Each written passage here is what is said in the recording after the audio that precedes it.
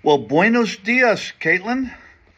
Thank you for the opportunity to answer a few of your questions about getting into business for yourself, being an entrepreneur. I see you've sent me a few questions, and I'll read those off and I'll give you some answers.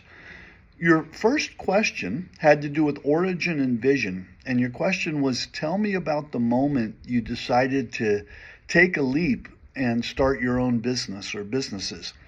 And I grew up with a father that was an executive with a major international airline. He had a very successful career, was one of their vice presidents.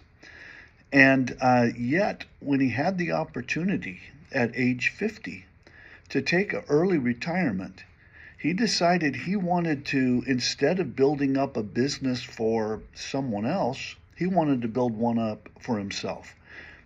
And so he and my mom um, kind of did a lot of searching for what they might want to do. They found a business opportunity and they tackled it. They went into it. They worked very hard and they made it a very big success. And so when my brother and I had the opportunity to get into a business of our own, we had already seen our parents had worked hard and applied smart business planning to create their own. And we thought that we could do that as well. So I took courage from watching others who had success in business. And I wanted to build something that also was of my own. It could go as big as I was willing to work hard to make it grow. So that is answer to question number one. Your second question had to do with leadership and growth, and it's what's been your most difficult decision as a leader, and how did you handle it? Well, probably one of the most difficult times as a business owner happened in 2008. And in America, there was a big recession, a big housing bust, that a real estate collapse that happened in America.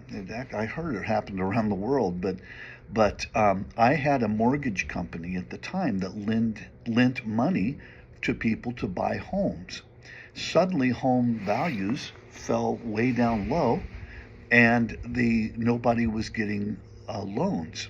And I had a number of employees. I had mortgage originators and mortgage loan officers, and I had a lot of staff.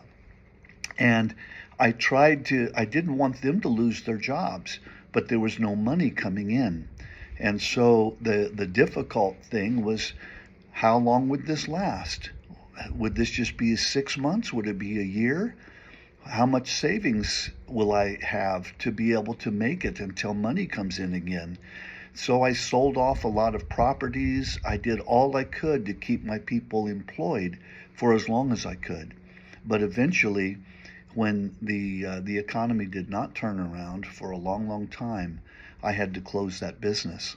And so that was a very painful time, not wanting to see my employees be out of work, and of course not wanting to have to close down a business that had been successful up until that point. And so those are very tough decisions, and not for me, it wasn't so much about how it affected me, but how it affected so many of my employees. That was very, very difficult, tough. So that was a tough time. Um, the third question was about challenges and resilience. And your question was, how do you adapt when your initial strategy isn't working?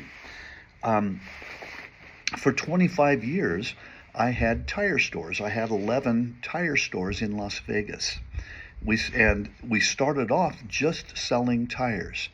And for a number of years, that worked very well. But then the tire manufacturers started selling through Walmart and through Costco and through many big, big companies. The automobile dealerships started selling tires. And then suddenly, instead of just going to a tire store to get your tires, you could go anywhere. and the tires became not very profitable. How much markup you could get, it became very, very thin for profitability. And so we needed to find other ways to make money other than just tires. And so we expanded our offerings, the things that we would do for our customers. We started doing shock absorbers, and started doing alignments, and started doing brakes. We started doing repairs underneath the car, oil changes. And so we went from just focusing on tires, but when the money wasn't there, we had to go into other things that helped us gather more money from the same customer and still provide them a good service. So sometimes you have to adapt your strategy and expand your offerings to help with help you meet your financial goals. Market and innovation is your next question. How do you stay innovative while managing day-to-day operations? That's almost two questions there, because day-to-day operations can really tie up your time to where you're so busy working in your business that you don't take the time to work on your business.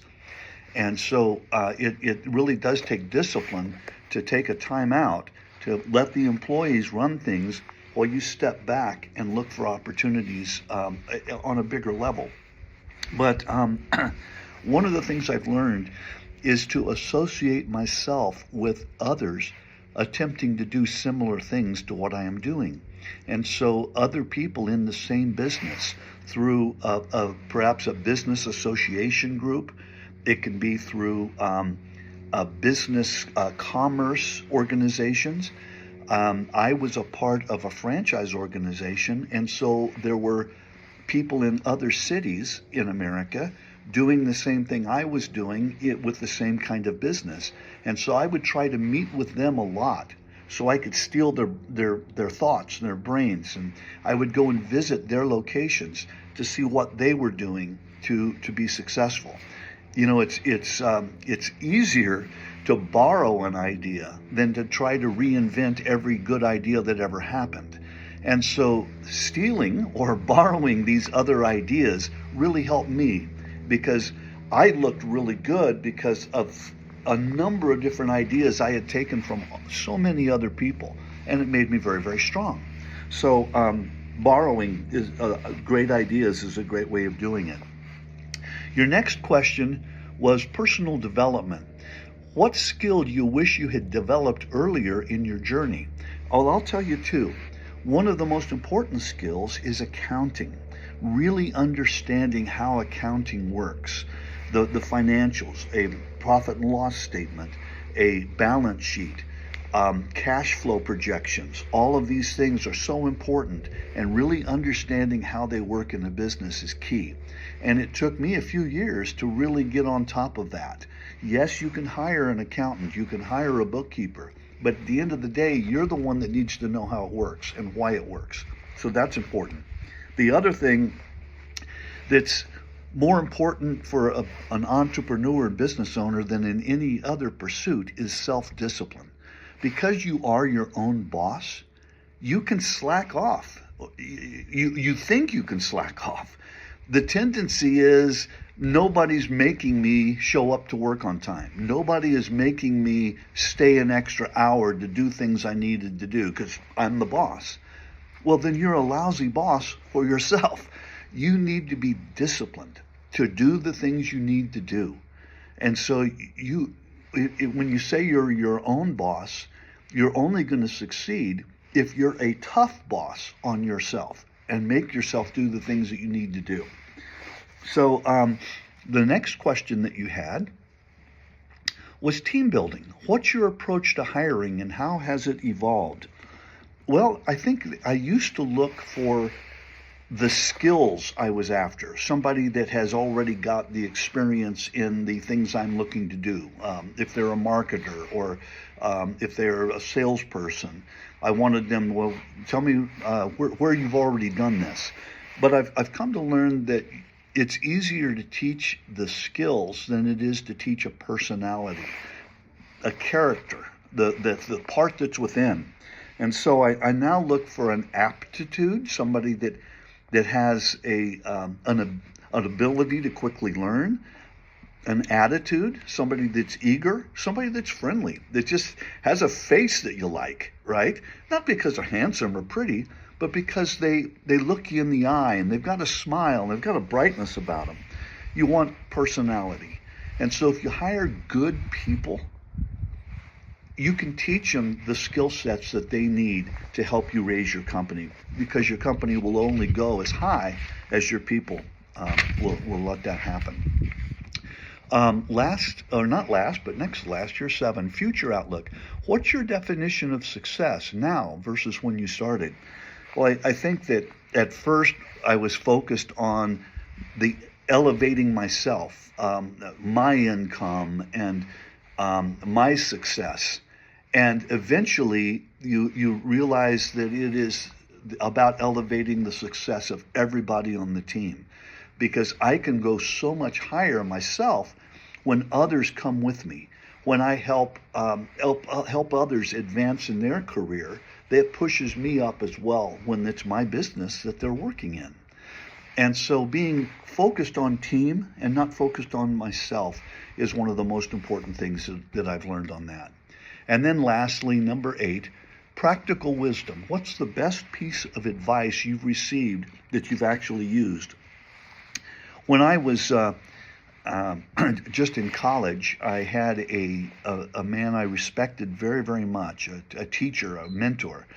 And I was talking to him about different careers I was looking to go into.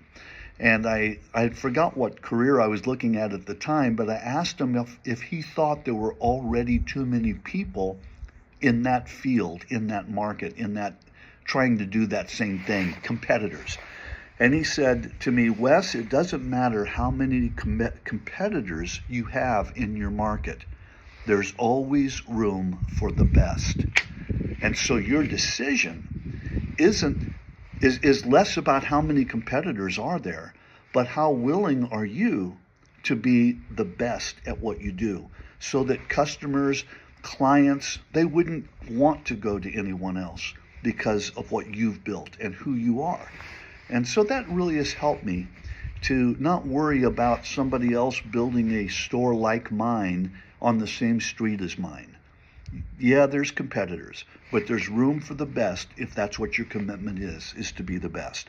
So, Katelyn, thank you for the opportunity to answer some questions.